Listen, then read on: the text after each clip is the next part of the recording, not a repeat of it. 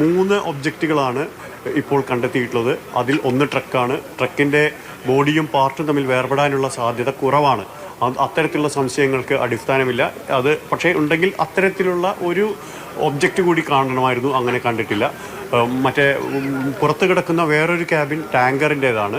ആ cabin separate ആയി കിടക്കുന്നുണ്ട്. ഈ റോട്ടിൽ നിന്ന് തടി കയറ്റിയത് കൊണ്ടും ഈ ക്യാബിൻ അത് വെള്ളം കയറാത്തത് കൊണ്ട് പൊങ്ങിക്കിടന്നത് കൊണ്ടുമാണ് ഇത്ര അകലേക്ക്, ഇപ്പോൾ ഏതാണ്ട് 50 മീറ്ററെങ്കിലും അകലെയാണ് ഈ ലോറി കിടക്കുന്നത്, ഈ ട്രക്ക് കിടക്കുന്നത് എന്നാണ് ഇപ്പോൾ മനസ്സിലാവുന്നത്. അതിന് പ്രധാന കാരണം പൊന്തിക്കിടക്കുന്ന ഒരു കാര്യങ്ങളാണ് അതിലുള്ളത്. ഈ എയർ ടൈറ്റ് ക്യാബിനാണെങ്കിലും നിറച്ചിട്ടുള്ള തടികളാണെങ്കിലും വെള്ളത്തിൽ പൊന്തിക്കിടക്കുന്നതാണ്. അതുകൊണ്ട് തന്നെ ദൂരേക്ക് ഒലിച്ചു പോയതിന് ശേഷമായിരിക്കും, ഒരുപക്ഷെ ആ ഒലിച്ചു പോയതിൻ്റെ ഒരു ഘട്ടത്തിന് ശേഷമായിരിക്കും കെട്ടുപൊട്ടി മരങ്ങൾ അതിൽ നിന്ന് പോയിട്ടുണ്ടാവുക. എങ്കിൽ അതിന് ശേഷം അത് അവിടെ ഉറച്ചു പോകുന്ന അവസ്ഥയാണ്. ആ സാഹചര്യത്തിലാണ് അത്ര ദൂരം കരയിൽ നിന്ന് തള്ളിപ്പോയിട്ടുണ്ടാകാനുള്ള സാധ്യത എന്നാണ് പറയുന്നത്. മൂന്നാമത്തെ കാര്യം, ഒഴുക്ക്, അസാധ്യ ഒഴുക്ക് തന്നെയാണ്. അത് എളുപ്പത്തിൽ മറികടക്കാവുന്ന ഒന്നല്ല. 2 നോട്ടിന് അപ്പുറം ആണ് ഏറ്റവും സുരക്ഷിതം. 3 നോട്ടാവുകയാണെങ്കിൽ ഒരു പ്രാണൻ രക്ഷിക്കേണ്ടുന്ന ഒരു സാഹചര്യമുണ്ടെങ്കിൽ സ്വന്തം ജീവൻ പണയപ്പെടുത്തിക്കൊണ്ട് അത്തരത്തിലുള്ള ശ്രമം നടത്തും.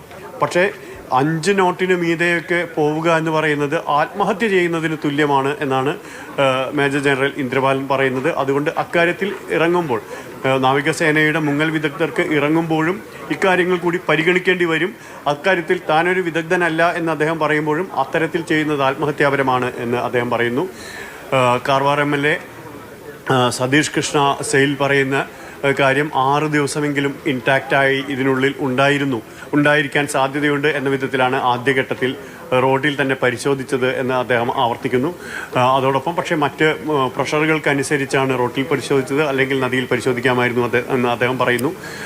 നാളെ മുതൽ ജില്ലാ ഭരണകൂടത്തിന് റിപ്പോർട്ട് സമർപ്പിച്ച് ജില്ലാ ഭരണകൂടം ഇനി എടുക്കുന്ന സമീപനം തീർച്ചയായും നാവികസേനയ്ക്കാണ് ഇനിയുള്ള ദൗത്യം. പക്ഷേ ആ ദൗത്യം എത്രത്തോളം, എത്ര വേഗം എന്ന കാര്യങ്ങളൊക്കെ അറിയാൻ ഇരിക്കുന്നതേയുള്ളൂ. കാരണം ഈ കുത്തൊഴുക്ക് കാരണം കാലാവസ്ഥ വലിയ പ്രതിസന്ധിയാണ്. ഈ കുത്തൊഴുക്ക് കാരണം നാവികസേനയ്ക്ക് അതിനടിയിലേക്ക് എത്തിച്ചേരുക എപ്പോൾ, എത്ര വേഗം എന്ന കാര്യങ്ങളൊന്നും പറയാനാവില്ല. നിലനിൽക്കുന്ന ആഴത്തിൻ്റെ കാര്യത്തിലും അടിത്തട്ട് എത്രത്തോളം എന്നുള്ളത് ഇനിയും അറിയാനിരിക്കുന്നതേയുള്ളൂ. എന്തായാലും 5 മീറ്ററിൽ ഏറെ ആണ് ആദ്യഘട്ടത്തിൽ തന്നെ കണ്ടത് എന്നാണ് അദ്ദേഹം പറയുന്നത്. അത് ഇതിൽ നിന്ന് ജലോപരിതലത്തിലേക്കുള്ള ദൂരമാണ്, ആഴമാണ്. പക്ഷേ അതിനും താഴെ റിവർ ബെഡ് എത്രത്തോളം മണ്ണ് നിറഞ്ഞു കിടക്കുന്നു എന്ന കാര്യവും പരിശോധിക്കേണ്ടതുണ്ട് എന്ന് അദ്ദേഹം പറയുന്നു. അക്കാര്യങ്ങളിലെല്ലാം വിശദമായി പരിശോധിച്ചതിന് ശേഷം മാത്രമേ, ഇന്ന് എടുത്തിട്ടുള്ള ചിത്രങ്ങൾ അനലൈസ് ചെയ്തതിന് ശേഷം മാത്രമേ എന്ത് വേണം എന്നുള്ളൊരു അന്തിമ റിപ്പോർട്ടിലേക്ക് എത്തൂ. തെർമൽ ഇമേജിംഗ് ആദ്യഘട്ടത്തിൽ പരാജയപ്പെട്ടു. പക്ഷേ രാത്രി വീണ്ടും തെർമൽ ഇമേജിങ്ങിന് തയ്യാറാകുന്നു.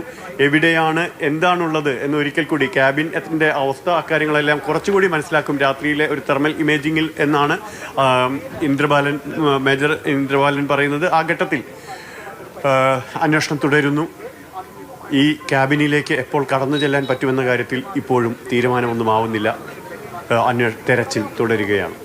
കെ മധു വിവരങ്ങൾ നൽകിക്കൊണ്ടിരിക്കുന്നത്. നമുക്ക് ഇപ്പോൾ ലഭ്യമാകുന്ന നിർണായകമായിട്ടുള്ള വിവരങ്ങൾ എന്ന് പറഞ്ഞാൽ, നേരത്തെ തന്നെ ഈ ലോഹ സാന്നിധ്യം കണ്ടെത്തി നദിയിൽ എന്നുള്ളത് വ്യക്തമായ കാര്യമായിരുന്നു. 4 വസ്തുക്കളാണ് നദിയിൽ, അതായത് 4 ലോഹ വസ്തുക്കളാണ് നദിയിൽ കണ്ടെത്തിയിരിക്കുന്നത്. അത് 4 എണ്ണം എന്ന് പറഞ്ഞാൽ ആദ്യത്തേത് നേരത്തെ തന്നെ അദ്ദേഹം സൂചിപ്പിച്ചു, അത് മറ്റൊരു വസ്തുവാണ്. രണ്ടാമത്തേത് ഒരു ടവറാണ്. മൂന്നാമത്തേതാണ് ട്രക്ക്, അർജുൻ്റെതെന്ന് കരുതുന്ന ട്രക്കാണ് മൂന്നാമത്തെ. ഒന്നാമത്തെ സേഫ്റ്റി ലൈനിങ്, രണ്ടാമത്തെ ടവർ, മൂന്നാമത്തെ ട്രക്ക്, നാലാമത്തത് മറ്റൊരു ടാങ്കർ.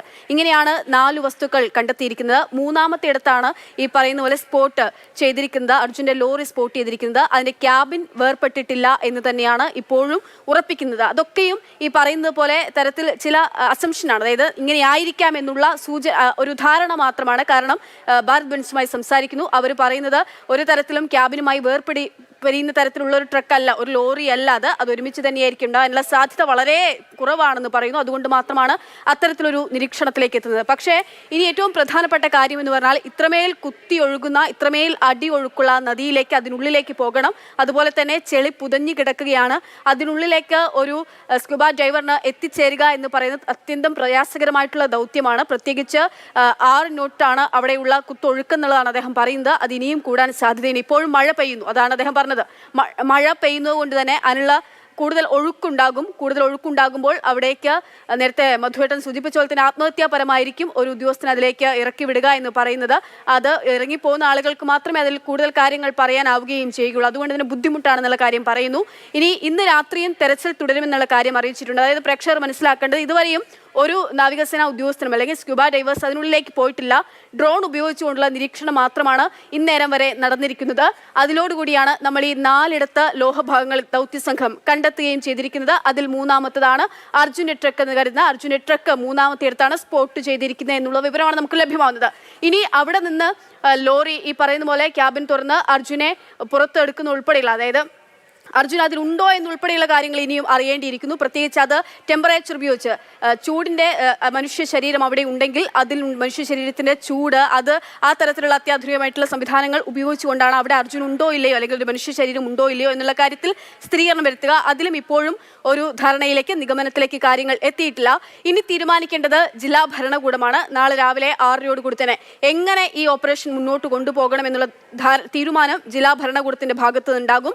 ഈ ഉദ്യോഗസ്ഥരെ ഇതിനുള്ളിലേക്ക് ഇറക്കി വിടുന്ന ഉൾപ്പെടെയുള്ള കാര്യം പ്രേക്ഷകർ ശ്രദ്ധിക്കണം. മറ്റൊരു പ്രധാനപ്പെട്ട കാര്യം, അർജുൻ മാത്രമല്ല മറ്റു 2 പേർ കൂടിയുണ്ട് ഈ മണ്ണിനടിയിൽ അല്ലെങ്കിൽ ഈ പുഴയ്ക്കടിയിൽ എവിടെയോ ഉണ്ട്. അപ്പോൾ ആ തരത്തിൽ അവരെ കൂടി കേന്ദ്രീകരിച്ചുകൊണ്ട് അവരെയും കണ്ടെത്താനുള്ള തെരച്ചിലാണ് ഇപ്പോൾ നടന്നുകൊണ്ടിരിക്കുന്നത്.